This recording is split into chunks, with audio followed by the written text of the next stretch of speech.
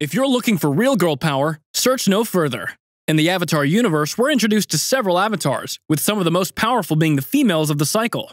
Thanks to the shows, comics, and novels, we get to see into the life of 4 female avatars: Korra, Kyoshi, Yangchen, and the unnamed female Fire Nation avatar. Today we're going to take a look into their lives and learn what makes these lady avatars so powerful. This is Avatar Discussions, and these are the female avatars. It's the avatar's job to protect the lives of the people in the world, but aside from their avatar life, they have lives of their own. We're going to take a look at each avatar and how they lived out their lives. Each avatar has an interesting early life. Korra was born in the Southern Water Tribe to Tonrak and Senna, succeeding Avatar Aang.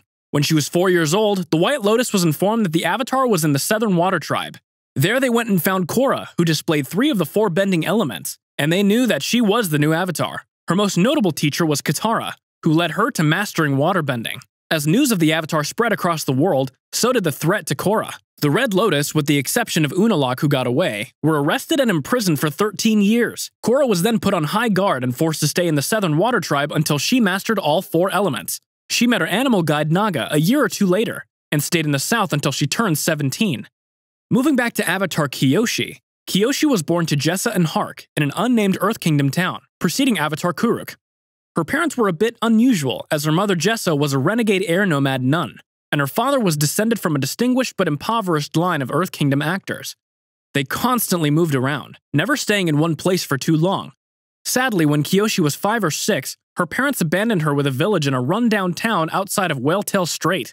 She was later kicked out onto the streets by that villager. She then grew hateful towards her parents, and criminals in general. Kyoshi was an outcast in her town. She was dirty and ate from the trash, therefore everybody shunned her. Almost a year after her parents left her, 2 travelers came hunting for the Avatar, one of whom allowed her to test. The test was simple. The kids were allowed to pick 4 of the past Avatar's toys. Kyoshi only picked one of the toys, a turtle carving, and then she ran off with it. This led to a boy named Yoon to be misidentified as the new Avatar. As for Yangchen, there isn't much to her early life. She was born and raised by the air nomads at the Western Air Temple. Just like the past avatars, her identity was kept a secret until she was 16, when she was then allowed to travel the world and master all 4 elements. As for the unnamed avatar from the Fire Nation, we don't know much about her early life other than her being a part of the royal family and the Fire Lord's wife. Each avatar has their own accomplishments that make them stand out from other past avatars, things that make them unique to the viewer, like Aang defeating Ozai. Avatar Korra did a lot in the few years we see her on TV. One of the first major threats we see Korra overcome is taking down Amon and the Equalists, a movement that was taking away the bending of hundreds of innocent benders. Korra also ended Unavatu, saving both the human and spirit world from 10,000 years of darkness and destruction, and allowing the spirits to re-enter the mortal world. She was then able to defeat the Red Lotus and stop Kuvira from forcing the Earth Kingdom into a tyrannical dictatorship. Not to mention she left the spirit portals open during harmonic convergence, giving way to a new air nation. Considering she is only 21 when the show ends, this is a lot for one person to do in such a short amount of time, especially considering her mental health issues she had to deal with during the end of the series. Now, it's no surprise that Kyoshi did a lot in her life, seeing as she lived to be 230 years old. Her most notable accomplishments are talked about even years after her death. As we learn in Avatar: The Last Airbender, Kyoshi Island wasn't always an island. It was originally a peninsula, connected to the town of Yokoya, a town in the Earth Kingdom. When her village was threatened, Kyoshi split her island from the mainland, forming Kyoshi Island, and causing Chin the Conqueror to fall to his death. She later formed the Dai Li, the cultural protector and elite guard force in Ba Sing Se. As we see in Avatar, the Dai Li has turned corrupt, which has nothing to do with Kyoshi, seeing as she would have never have planned for them to turn corrupt. Another small but notable accomplishment Kyoshi had was lava bending. As far as we know, she's the only lava-bending avatar ever. There are bound to be more things Kyoshi did in her long lifetime that outrank the others. As for Yangchen, we don't know much about the things she did as Avatar, but we do know that it was a lot.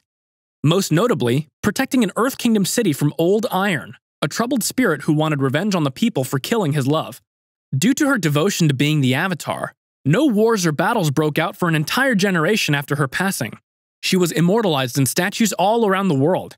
She even got her own festival in the town where Old Iron had originally fought.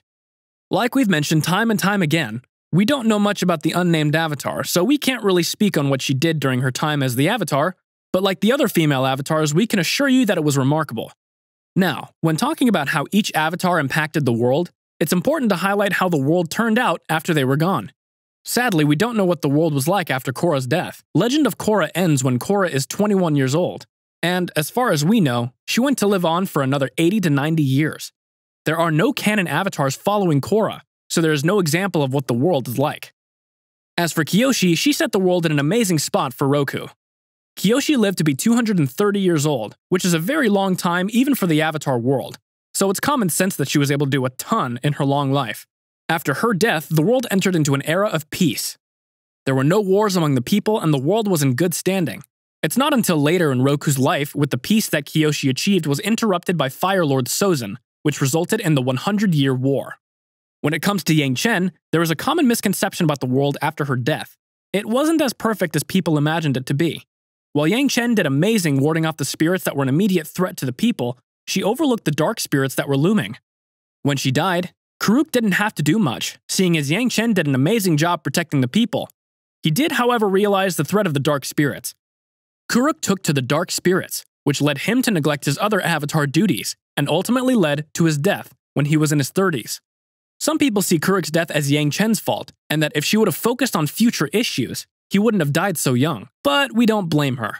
Karuk was always more into poetry than fighting anyways. We're not sure exactly what state the world was in following the unnamed Fire Nation avatar's death, but from what we can guess, it wasn't in any immediate danger. We never hear anyone in the Avatar universe talk about anything particularly bad that happened to those time periods, so it's pretty safe to assume she did a good job upholding her Avatar duties. The females in the Avatar universe have no issue proving that gender has no hold down on the strength you have. Each avatar we discussed today had their own achievements that make them stand out among the other avatars. None of these avatars lived out their lives in similar ways at all, but all lead to having peace and balance in the world. In our opinion, they did their job perfectly. Did we mention your favorite avatar? Or is there another avatar you'd like to see? Let us know in the comments below. We'd love to hear your opinions. Thanks for watching, and stay flamin'!